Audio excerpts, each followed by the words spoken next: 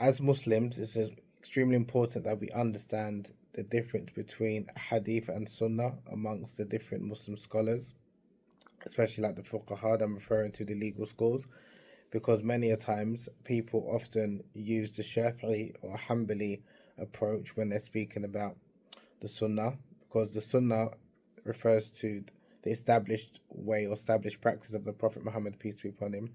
We know that it's a source of religious law. So, in terms of when we're looking at the Sharia, the two primary sources is the Quran, and then it's the Sunnah of the Prophet Muhammad, peace be upon him. Now, the Sunnah of the Prophet, peace be upon him, is not necessarily every authentic hadith. So you can have a hadith that's authentic, but it might not be the Sunnah. And you might have something that's the Sunnah, but it's not actually reported in a hadith, an authentic hadith. And again, if you look at the two of the four early schools, like the Malikis and the Hanafis, Imam Abu Hanifa, who lived in Kufa in Iraq, even if there was a hadith and it appeared to be, and it was authentic, and when we say a hadith is authentic or sahih, it means it fulfills the condition of the muhaddith, meaning that the narrators were trustworthy, they probably met or they're in the same period. So there's different criterions that scholars of hadith will give for them to classify a hadith that is authentic or sahih. But then they will go to the jurists, a faqih, to understand whether that hadith can be acted upon. And it's important that Muslims understand this. Not every hadith, every jurist will accept as it can be acted upon, whether for Islamic law or also for creed, for aqidah. So the principle is that Imam Abu Hanifa, if he saw a hadith, even if it was authentic, he would see whether that agrees with the Quran. Because obviously the Quran, the Prophet previously would never contradict the Quran. The Prophet was there to explain the Quran, to explain Allah's word. So Imam Abu Hanifa's position was that if a hadith appeared to contradict the Quran, he would not accept that hadith. So he's not, because some people accuse Imam Abu Hanifa of rejecting hadith, and it's not that he just outrightly rejected hadith. He would not accept a hadith if he believed it didn't agree with the Quran, because he felt maybe the narrator maybe made a mistake. Not that, of course, never that he wasn't saying the Prophet, peace be upon him, contradicted the Quran. He was questioning the hadith, meaning that he thinks that maybe there was a mistake in the narrator when they transmitted this hadith, or they misunderstood it or what have you. Because for him, if he saw a contradiction with the Quran and the hadith, he would not accept the hadith, and that's why Imam Abu Hanifa, he didn't accept the hadith that the punishment for stoning an adulterer, the punishment for adultery is stoning, because for him it contradicted the Quran. And then with Imam Malik, his approach was, if he saw a hadith, he wouldn't narrate all hadiths, and if a hadith was even authentic, if it contradicted or went against the established practice of the people of Medina where he lived, and where thousands of companions died, and where thousands of their students died, and where he studied with over 70 scholars, he would cite, for him, the practice of the people of Medina was a stronger evidence in terms of understanding the Sunnah than going with the solitary hadith. And it's important again that people understand that, because for him, 1,000 people reporting 1,000 people, 1,000 people reporting to another 1,000 people, it is strong evidence as demonstrated in the practice of the people of Medina, compared to a hadith of one person to one person to one person. So, because again, unless the hadith is mutawatir, like widely known, of course both Imam Malik and Imam Abu Hanifa would accept it.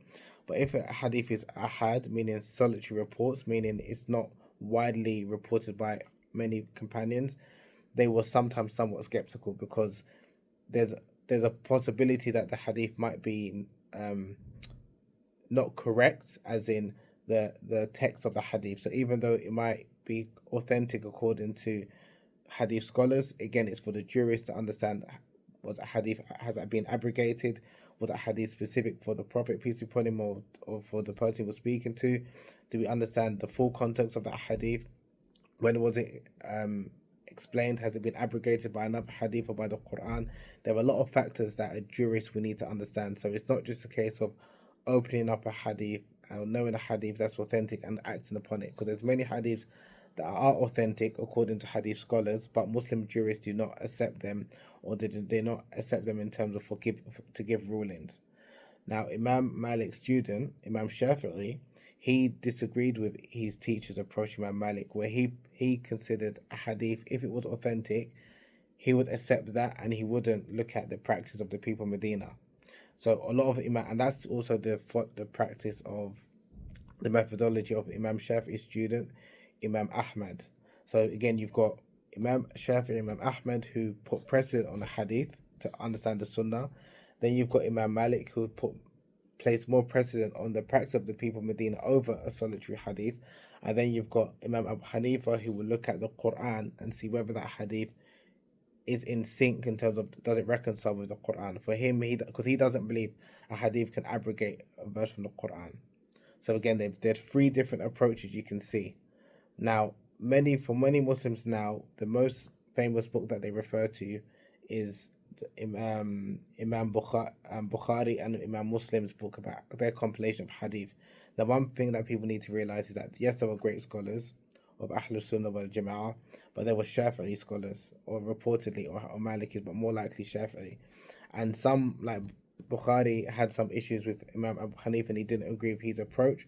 But my point is that not every hadith, and they collected hadith. They didn't collect all of the hadiths. They collected hadiths that supported their view in terms of giving legal rulings. And again, it's very important that people understand that, because there are hadiths that Imam Bukhari will consider to be authentic, but they're not authentic according to Imam Malik, or they're not authentic according to Imam Abu Hanifa, because they've got stronger evidence. So again, it's just important that as Muslims, one educates himself and understanding again the terminology. When people say Sunnah, what are they referring to? Are they referring to Sunnah from a linguistic perspective, meaning a path or a way? Are they referring to Sunnah from a fiqhi perspective, which can refer to something which is not wajib, but it might be recommended? So that's what Sunnah can refer to, meaning something is recommended. Are they referring to Sunnah from an usul of fiqh perspective, the principles of Islamic law, which is an established practice of the Prophet, peace be upon him?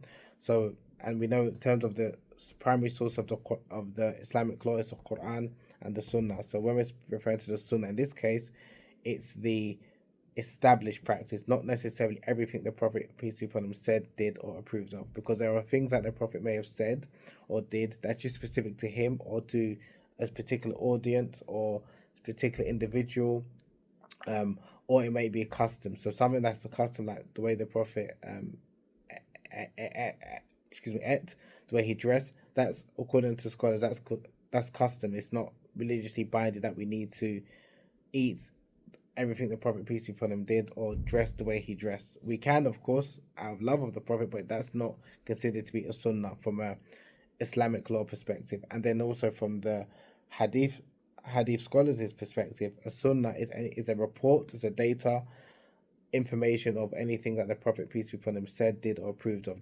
Generally, that's the understanding of a hadith according to hadith scholars. So again, it's important to understand how a hadith is understood. How a sunnah is understood from a linguistic perspective, from a fiqhi perspective, from an usul of fiqh perspective, as well as from a hadith muhaddithun perspective. So that's again the more you read and understand the nuances, you have a great appreciation and love of the religion, and you will understand and respect the differences of opinion, because even during the time of the companions, there was differences of opinion amongst the scholars who were companions. Amongst the companions who were scholars, because not every companion was a scholar. Some were more learned than others, and just think of it like this: there were some companions who spent more years with the Prophet than others.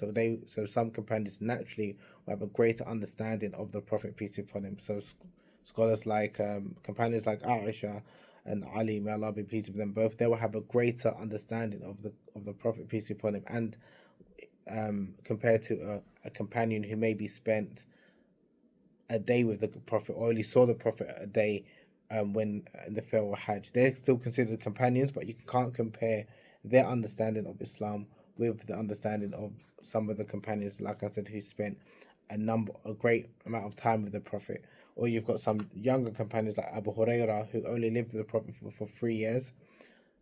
their understanding, although he narrated so many hadiths, it's not comparable to someone like Aisha, who not only narrated hadiths, but also she was a faqih, she was a jurist, so she understood Islamic law. So again, just wanted to speak about this because just to encourage people to learn, to study, and to appreciate the vast tradition and understand and respect why Muslim scholars have differences of opinion, because not everyone will have the same methodology, like I said, because a lot of Muslims now, even if they are Maliki or Hanbali or Hanafi, shall I say, they still kind of have a somewhat of a Shafi'i and Hanbali approach where they'll just take a hadith as authentic, and that's not necessarily the approach, like I said, of the early schools of Imam Malik and Imam Abu Hanifa, because sometimes they also will take a hadith that was weak, and when I mean weak, I mean weak according to the criteria of the hadith scholars. But if that hadith was supported maybe like by the Quran, supported by the practice of the people of Medina, then Imam Malik will take that hadith. So for him, that hadith is no longer weak. So again, it's just to help people understand, because like I said, a number of Muslims, especially with the emergence of the Salafi movement, and oftentimes people follow the Salafi movement, they generally follow a Shafi'i or Hanbali approach, meaning they'll take the hadith and they'll equate an authentic hadith as that being the Sunnah, when again that wasn't necessarily the approach of the early Muslim schools who were from the Salaf. So Imam Abu Hanifa was from the Salaf, and as well as the people of Medina school, and Nakh'i was from the period of the Salaf, and they didn't accept every hadith even if it was authentic. And there are reports by people of the Salaf that said that, you know, just relying on a hadith by itself can lead people to misguidance unless they've got like a scholar of fiqh who can explain the context of the hadith and whether the hadith should be acted upon. So again, I'm the same way when you read the Quran, you don't read the Quran unless you're mujtahid, a scholar of the highest realm, to derive rulings. That's not our place. If you're not a mujtahid mutlaq, an absolute scholar that you can, an independent jurist, you don't read the Quran to derive rulings. You read the Quran, of course, for blessing. You read the Quran to contemplate, for guidance, but not to extract rulings. Unless you are a completely independent jurist, which I don't believe there's any living today, that's not our place to extract rulings from the Quran directly. And likewise with the hadith, it can be quite dangerous to derive rulings directly from a hadith, even though it may be authentic according to hadith scholars, because it's the jurists, they're the ones who derive the rulings. So like Imam Shafi'i said, that there's a difference between the pharmacist and is it the pharmacist and I can't remember that, but he was differentiating between the hadith scholars and the jurists, where the hadith scholars will maybe like prescribe something, but it's really for the jurists, who are really the doctors, to extract the rulings and the laws. So yeah, just wanted to share my thoughts on hadith and Sunnah and understanding the difference between the two, and just encourage you to learn more and to study. First, read books, but don't be careful not to extract rulings. Again, unless you're an independent scholar, which I don't think there is anyone alive that is. And also just appreciate the different approaches of different scholars, why they may view something to be halal, haram. Like the famous story of Imam Ahmed, he relied on a hadith that summarized in a hadith that if what's between us as Muslims and non-Muslims is the prayer, and whoever leaves the prayer has left Islam or has become a kafir. So he took that hadith literally in the sense of he believed that anyone who stopped praying, who abandoned the prayer, is not a Muslim anymore. Whereas that wasn't the approach of some of the other schools. They didn't take that hadith literally in that respect. So again, just a few words I wanted to talk about the difference between hadith and sunnah, and the importance of studying the sacred knowledge and understanding and respecting the differences of opinion amongst the Muslim scholars, primarily in this case the fuqaha. Assalamu alaikum.